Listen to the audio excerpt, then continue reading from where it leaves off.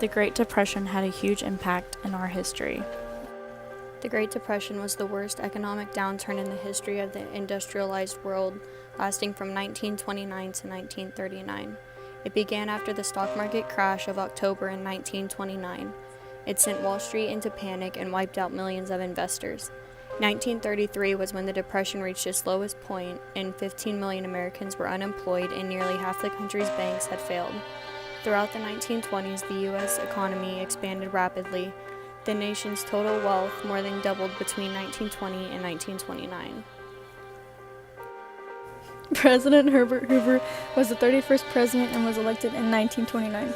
1929 was the year the U.S. economy plummeted. People assume that the Depression is just because of him, but the presidents before him led the Depression to begin. He was just struggling to prevent it in action.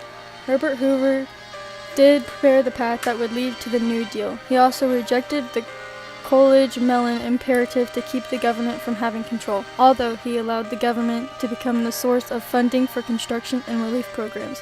Hoover rejected a lot of important topics like holiday smoot, tariff, and many others. Herbert was a good guy, just in a bad situation. The people that was hardest hit by this was the common people and their families. People would lose their homes and have to sleep in their cars or even on the streets.